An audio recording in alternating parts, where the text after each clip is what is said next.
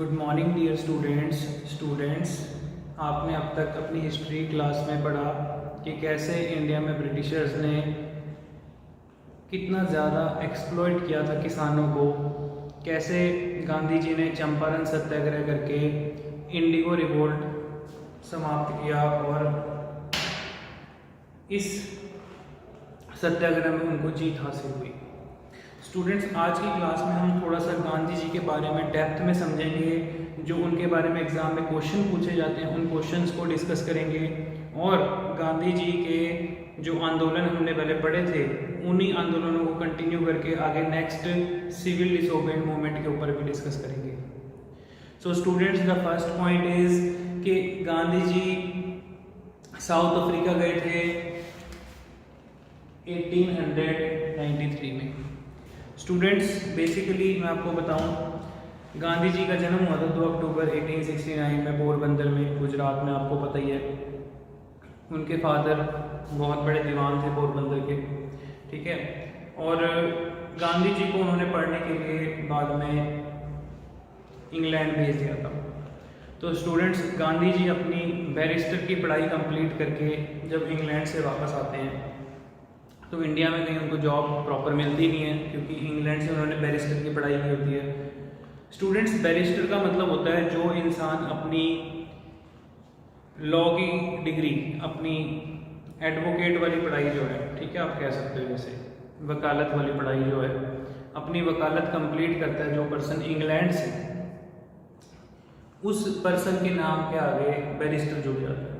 तो महात्मा गांधी जी भी बहुत बड़े बैरिस्टर थे, उनको इंडिया में उस लेवल की जॉब नहीं मिलती तो वो साउथ अफ्रीका चले जाते हैं। स्टूडेंट्स, गांधी जी साउथ अफ्रीका गए थे 1893 में। Very very important point, exam में क्वेश्चन पूछा जा सकता है। तो गांधी जी जब साउथ अफ्रीका गए थे तो साउथ अफ्रीका में गांधी जी के साथ 1893 के बाद बहुत इंसिडेंट होते हैं, बहुत उनको रेशियल डिस्क्रिमिनेशन का सामना करना पड़ता है।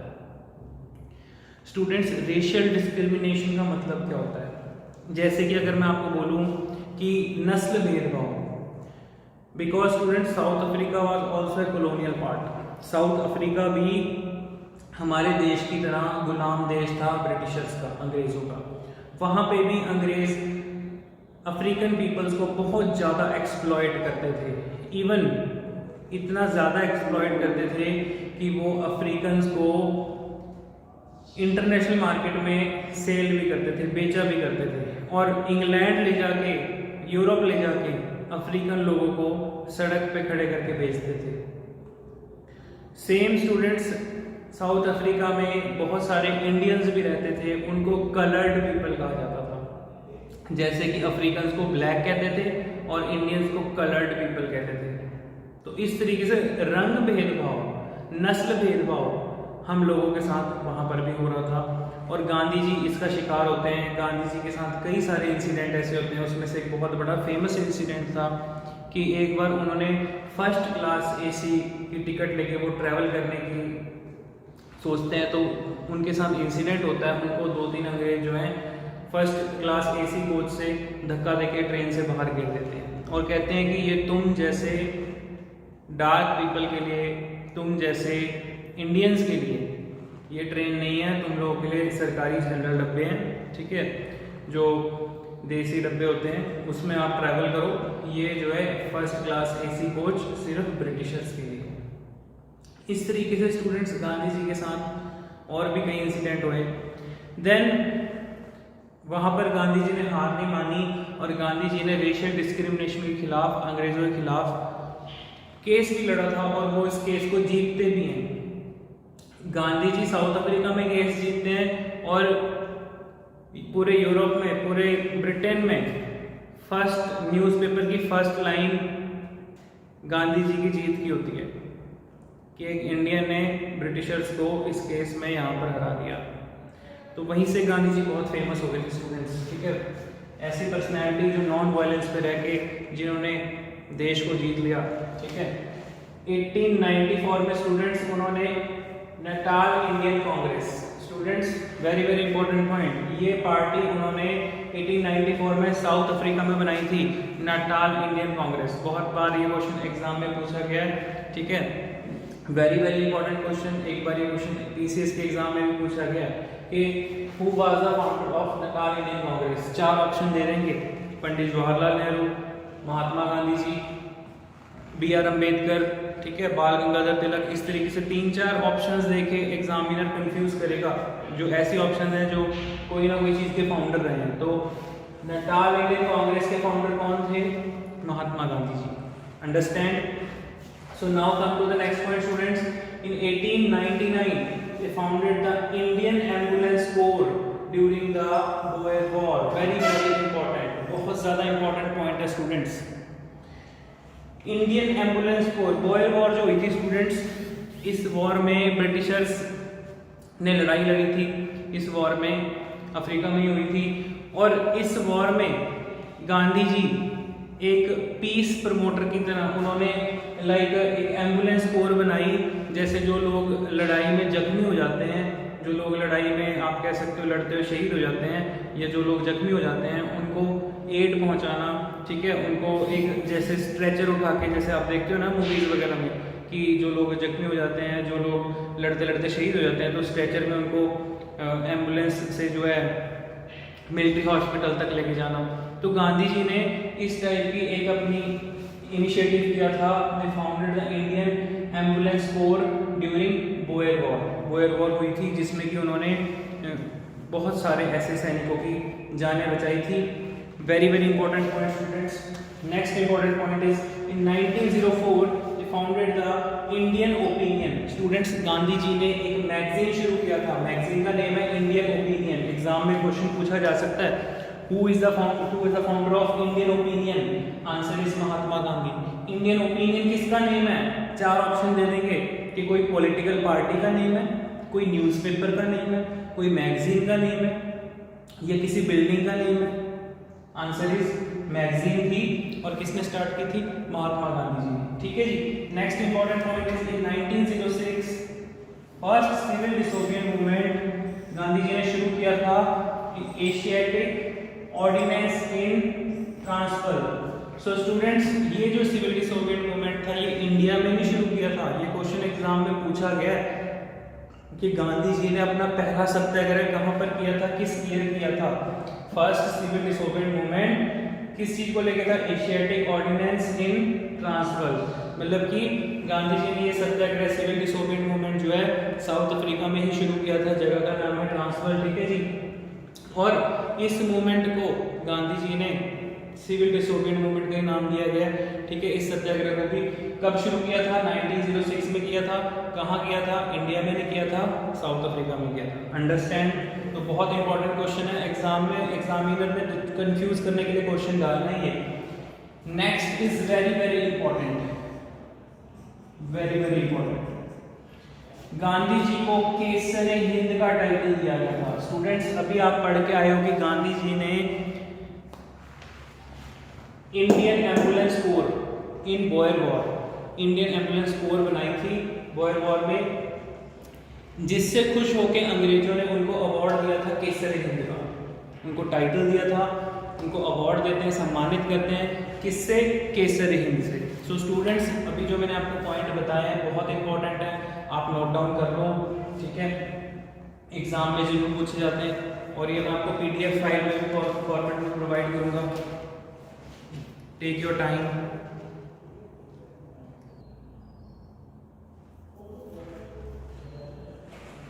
सो now students we discuss about next point. Gandhi ji जो है इंडिया कब आए थे? 1915 में। गांधी जी अराइव इन बॉम्बे 1915, 9 जनवरी 1915। स्टूडेंट्स, इस डेट को, ठीक है जी, पूरे 100 साल होने पे 2015 में गवर्नमेंट ऑफ इंडिया ने, वेरी वेरी इंपॉर्टेंट पॉइंट, प्रवासी भारतीय दिवस, प्रवासी भारतीय दिवस, ये सेलिब्रेट करना स्टार्ट किया। स्टूडेंट्स, प्रवासी भारतीय दिवस का मतलब क्या है? मैंने आपको पहले भी समझाया था। ठीक है, very very important point, exam में क्वेश्चन पूछा जाता है। जो हमारे इंडिया ओरिजिन के जो इंडियंस जो फॉरेन में सेटल्ड हैं, उनको गवर्नमेंट ऑफ इंडिया इनवाइट करती है कि आप इंडिया में आके मेक इन इंडिया कॉन्सेप्ट में इन्वेस्टमेंट करो, भारत में आके निवेश करो, उस इन्वेस्टमेंट से इंडिया का जो एम्प्लॉयमेंट है वो अच्छा हो, इंडिया की ग्रोथ अच्छी हो। तो इस चीज़ को गवर्नमेंट ऑफ इंडिया ने इस इनिशिएटिव को स्टार्ट किया। कब, किसकी सेंचुरी पे, जब गांधी जी भारत आए थे उस उपलक्ष्य में। अंडरस्टैंड। सो स्टूडेंट्स, गांधी जी भारत आते हैं और गांधी जी अपना पहला सत्याग्रह करते हैं चंपारण कैंपेन से। चंपारण कैंपेन, चंपारण मूवमेंट जो थी स्टूडेंट्स, मैंने आपको पहले बताया था, Champaran movement started in Bihar. Very very important point, Champaran district का नेम है, कहाँ एग्जिस्ट करता है, बिहार में। सो चंपारण मूवमेंट जो हुई थी स्टूडेंट्स, आपको पता होना चाहिए कि जो ब्रिटिशर थे, जो अंग्रेज थे, वो हमसे ज़बरदस्ती नील की खेती करवाते थे। जो कपड़ों पे करने वाला इंडिगो होता है, नील होता है, ठीक है जी, इंडिगो की ज़बरदस्ती हमसे कल्टीवेशन करवाते थे और खुद इंटरनेशनल मार्केट में बहुत हाई रेट पे सेल करते थे। डिमांड थी क्योंकि कपड़ा जा रहा था इतना सारा, जो कॉटन है, सिल्क है, पूरी दुनिया से यूरोप भेज रहे हैं, तो कपड़ों को डाई करने के लिए कलर भी चाहिए होगा। तो नेचुरल प्रोसेस से जो है कल्टीवेशन करके नील उगाया जा रहा था, ठीक है जी। तो नील की खेती, बार बार नील की खेती करने को एम्फेसाइज करते थे, जोर देते थे किसानों पे, पीजेंट्स पे, जो गरीब मजदूर थे उन पे। देन उसका इम्पैक्ट क्या होता है कि लोगों की ज़मीनें खराब होने लगी थी, लोगों की ज़मीनें बंजर पड़ने लगी थी। फिर उसके बाद नेक्स्ट जो इंसिडेंट होता है, गांधी जी को जब ये चीज़ का पता चलता है कि वहाँ पर किसान जो है ये आंदोलन कर रहे हैं, उस आंदोलन से गांधी जी जुड़ते हैं मास लेवल पे। स्टूडेंट्स, ये कोई छोटे मोटे लेवल का आंदोलन नहीं था। जब गांधी जी इस आंदोलन से जुड़े थे, गांधी जी इतनी बड़ी पर्सनैलिटी थी कि पूरे मास लेवल पे पूरे इंडिया के लोग, इंडिया के बड़े बड़े लीडर्स गांधी जी से जुड़ने लग गए थे। हमारे देश के पहले राष्ट्रपति डॉक्टर राजेंद्र प्रसाद, हमारे देश के प्रधानमंत्री Pandit Jawaharlal Nehru, first deputy prime minister of India Sardar Vallabh Bhai Patel, ये सारे बड़े बड़े जो पॉलिटिशियन थे उस टाइम पे भी इंडिया के, वो गांधी जी को आके इस आंदोलन में सपोर्ट कर रहे थे। तो इस फर्स्ट आंदोलन, first civil डिसोबेडिएंट movement Gandhi ji ने अपना शुरू किया था चंपारण मूवमेंट से, और वहाँ पर गांधी जी को जीत हासिल होती है, ठीक है, किसानों की जीत होती है इसमें। देन गांधी जी अपना सेकेंड आंदोलन करते हैं अहमदाबाद मिल स्ट्राइक और खेड़ा सत्याग्रह से। 1918 में हुए थे दोनों इंसिडेंट, दोनों प्लेसेस गुजरात में एग्जिस्ट करते हैं स्टूडेंट्स, आपको पता होना चाहिए। अहमदाबाद मिल स्ट्राइक जो थी स्टूडेंट्स, ये मिल के वर्कर्स ने की थी, जो मिल में जो मजदूर काम करते थे, उनकी कुछ डिमांड थी कि हम मिल में कुछ लिमिटेड समय के लिए 8 घंटे के लिए जॉब करेंगे, हमसे 12-12 घंटे 18-18 घंटे काम ना कराया जाए, हमको एक पर्टिकुलर वेज दिया जाए, हमारी तनख्वाह की एक पर्टिकुलर एक मिनिमम वेज होना चाहिए, ठीक है जी। ये मिनिमम वेज एक्ट के अंदर, जैसे आपको पता है कि गवर्नमेंट ऑफ इंडिया का कुछ टर्म्स एंड कंडीशंस होती हैं, नॉर्म्स होते हैं, वैसी उनकी भी कुछ डिमांड्स थी। तो गांधी जी इस स्ट्राइक में किसानों, जो मिल के मजदूर थे, उनको सपोर्ट करते हैं, ठीक है जी। तो यहाँ पे भी उनको जीत हासिल होती है। और खेड़ा में students, Kheda is a name of place in Gujarat. Kheda में क्या हुआ, अच्छी बारिश होने के कारण अच्छी फसल नहीं हो सकी, और गांधी जी यहाँ पे नॉन टैक्स कैंपेन चलाते हैं कि अगर किसानों के पास अच्छी फसल ही नहीं है तो वो अंग्रेजों को कहाँ से टैक्स पे करेंगे, वो कहाँ से लगान पे करेंगे। तो इस चीज़ के खिलाफ Gandhi ji non tax movement चलाते हैं, नॉन टैक्स कैंपेन चलाते हैं, ठीक है जी, खेड़ा में। Then next is very very important point students, Rowlatt Act Satyagraha. Rowlatt Act क्या था, 1919 में सर सिडनी रॉल्ट, अंग्रेज अफसर का नाम था, एग्जाम में क्वेश्चन पूछा जा सकता है, उसके नाम पर रॉल्ट एक्ट जो है लागू होता है स्टूडेंट्स। और इस रॉल्ट एक्ट सत्याग्रह को गांधी जी क्यों स्टार्ट करते हैं, इससे पहले भी इंडिया में बहुत इंसिडेंट हुए थे, हमने कल पढ़ा था अपने प्रीवियस लेक्चर में कि जो जलियांवाला बाग मैसेकर हुआ था, जलियांवाला बाग नरसंहार हुआ था, उसमें बहुत बड़े लेवल पे निर्दोष लोगों को मारे जाने पर पूरे देश में लोगों के अंदर रोष था, गुस्सा था, और गांधी जी को भी इस चीज़ का बहुत दुख होता है, और वो कहते हैं कि अब हम अंग्रेजों को किसी काम में सपोर्ट नहीं करेंगे, हम जो है अब अंग्रेजों के खिलाफ बायकॉट मूवमेंट चलाएंगे, ठीक है जी। तो रॉल्ट एक्ट सत्याग्रह करते हैं गांधी जी, लेकिन अंग्रेज इस सत्याग्रह से नहीं डरते, वो नहीं हिलते, वो अपना ये कानून, अपना काला कानून वापस नहीं लेते। सो स्टूडेंट्स, गांधी जी अनशन पे बैठ जाते हैं, अंग्रेजों को कोई फर्क नहीं पड़ता, ये कानून कंटिन्यू चल रहा था। रॉल टैक्स सत्याग्रह क्यों बनाया अंग्रेजों ने? कहते जी कोई भी हमारे खिलाफ जो गलत सोसाइटी में मैसेज पहुंचा रहा है थ्रू पैम्पलेट्स, न्यूज़पेपर्स, ठीक है, इस माध्यम से जो हमारे खिलाफ, मतलब अंग्रेजों के खिलाफ, ब्रिटिश गवर्नमेंट के खिलाफ, ईस्ट इंडिया कंपनी के खिलाफ जो सोसाइटी में जो लोग गलत मैसेज पहुंचा रहे हैं, उनको विदाउट एनी वारंट अरेस्ट किया जा सके, इसके लिए वो डायरेक्ट ये लाइन नहीं यूज़ करते। अंग्रेज कहते हैं जी किसी भी पर्सन के पास कोई भी तेज धार हथियार, कोई भी गैर लाइसेंस हथियार, ठीक है जी, गैर लाइसेंस हथियार अगर किसी के पास है, किसी के पास तेज धार हथियार है, विदाउट ब्रिटिशर्स की परमिशन से, उस बंदे को, उस इंसान को डायरेक्ट अंग्रेज जो है जेल में डाल सकते हैं विदाउट एनी वारंट उसको जेल में डाल सकते हैं। ये ऐसा कानून बना गया है, ठीक है जी। रॉल टैक्स सत्याग्रह करते हैं, लेकिन अंग्रेज पीछे नहीं हटते, और फिर Gandhi ji non cooperation movement करते हैं जी। उन्हें देख लिया कि अंग्रेज अपना ये कानून नहीं हटाने को तैयार है, तो अब हमें अंग्रेजों को किसी भी काम में सपोर्ट ही नहीं करना। हमें ब्रिटिशर्स को, चाहे वो British goods and services provide कर रहे हैं, चाहे उनके स्कूल कॉलेजेस चल रहे हैं, उनकी हॉस्पिटल्स, उनकी गवर्नमेंट बिल्डिंग्स, गवर्नमेंट कोर्ट्स, जो भी हैं, लोगों ने काम पे जाना बंद कर दिया था, लोगों ने ब्रिटिश गुड्स खरीदने बंद कर दिए थे। तो इतना बड़ा इम्पैक्ट पड़ा था इस non cooperation movement. Students, I hope you understand this point.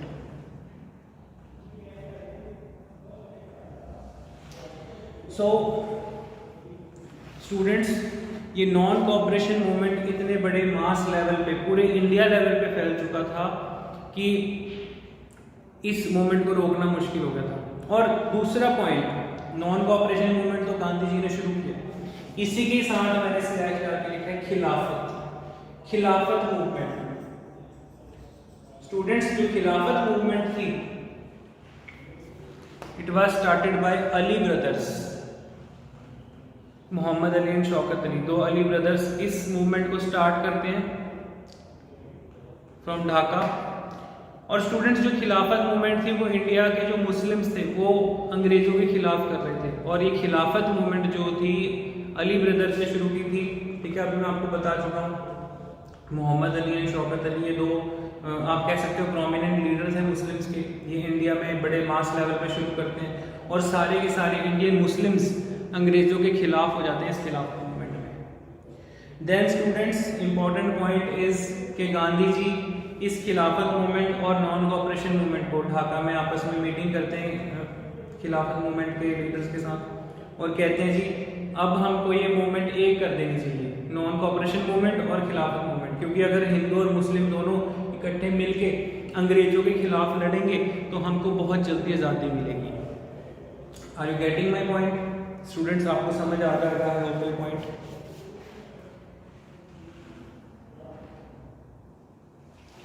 So now students, इसके बाद एक इंसिडेंट होता है। स्टूडेंट्स, वो इंसिडेंट क्या होता है कि इस खिलाफत मूवमेंट को जब मुस्लिम्स लीड कर रहे थे, बेसिकली इसके पीछे भी एक स्टोरी है, मैं आपको बताऊं कि इंसिडेंट क्या था कि फर्स्ट वर्ल्ड वॉर में टर्की का जो सुल्तान था वो इस फर्स्ट वर्ल्ड वॉर में हार गया था। टर्की की हार हो गई थी फर्स्ट वर्ल्ड वॉर में, इंग्लैंड से हार जाता है, और टर्की के सुल्तान को जो है पीस ट्रीटी साइन करनी पड़ती है, समझौता करना पड़ता है।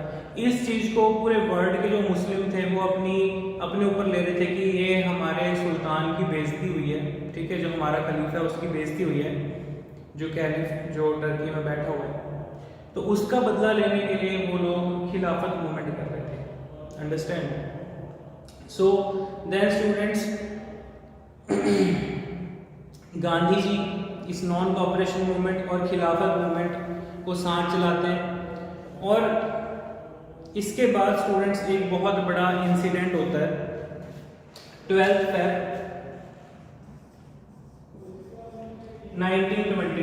1922 में। स्टूडेंट्स, 12 Feb 1922 में एक बहुत बड़ा इंसिडेंट होता है। उस इंसिडेंट को नाम दिया गया था चौरी चौरा इंसिडेंट। सो स्टूडेंट्स, ये जो इंसिडेंट था चौरी चौरा इंसिडेंट, इस इंसिडेंट में जो मॉब थी, मॉब मतलब भीड़, जो लोगों की भीड़ होती है, Chauri Chaura students basically Chauri Chaura is a name of place. ये उत्तर प्रदेश के गोरखपुर डिस्ट्रिक्ट में एक कॉन्स्टिट्यूएंसी है, जगह का नाम है चौरी चौरा। वहां पर एक इंसिडेंट होता है। तो चौरी चौरा में बेसिकली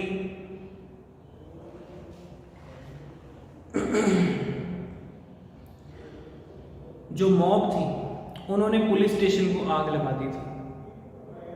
आप सोच के देखो कि जो भीड़ थी उन्होंने एक पुलिस स्टेशन को आग लगा दी थी, और उस पुलिस स्टेशन में जो लोग जल के मर गए थे वो सब के सब इंडियंस थे।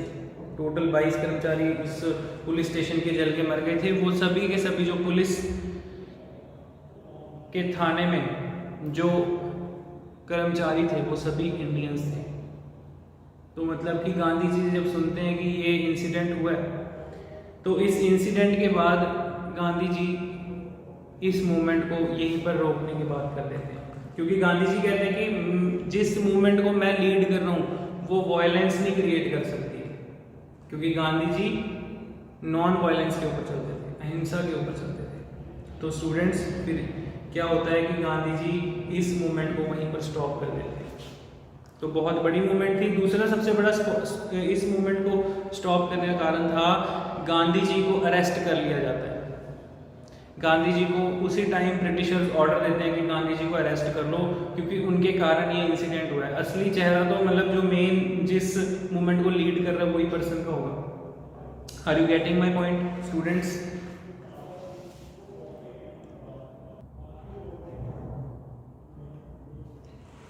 So students, now note down this point.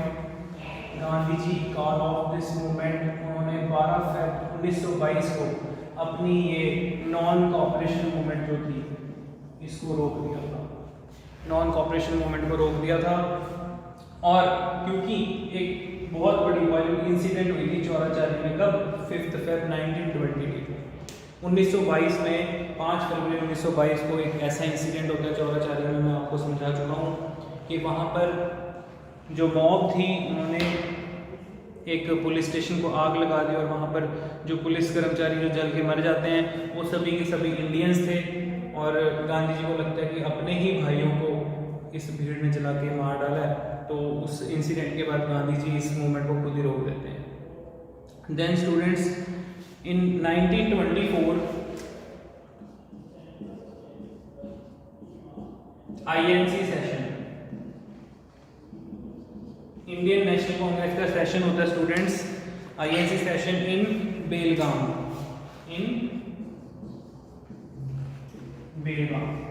ठीक है, कर्नाटका में। वहां पर गांधी जी को इंडियन नेशनल कांग्रेस का प्रेसिडेंट घोषित किया जाता है। तो गांधी जी फर्स्ट और लास्ट टाइम कांग्रेस पार्टी के प्रेसिडेंट भी बनते हैं, ठीक है जी। तो इस तरीके से गांधी जी फिर अपने नेक्स्ट और आगे मूवमेंट्स को बढ़ाते हैं। सो बेसिकली स्टूडेंट्स, गांधी जी की जो आइडियोलॉजी थी वो टोटली नॉन वायलेंस पे बेस्ड थी। अब आपको ये समझ में आ गया कि वो नॉन वायलेंस पे रहते थे, ठीक है। ये कुछ बेसिक पॉइंट नोट कर लो, take your time. So I hope students आपको ये आज कुछ इंपॉर्टेंट फैक्ट्स पता चले होंगे, और जो एग्ज़ाम पॉइंट ऑफ व्यू से बहुत ज़्यादा इंपॉर्टेंट है। तो इन पॉइंट्स को आप इस वीडियो को बार बार देखो, इन पॉइंट्स को रिवाइज करो, ठीक है। आपके एग्ज़ाम में ये क्वेश्चंस पूछे जाते हैं। जो भी आपको डाउट लगेगा फिर वो हम नेक्स्ट क्लास में जाकर डिस्कस करेंगे, ठीक है। आप अपने कमेंट्स चाहे लिख देना, और इसकी PDF फाइल मैं आपको प्रोवाइड कर दूंगा, ठीक है। फिर नेक्स्ट क्लास में आगे हम फर्दर नेक्स्ट टॉपिक को कंटिन्यू करेंगे। Okay students, good bye.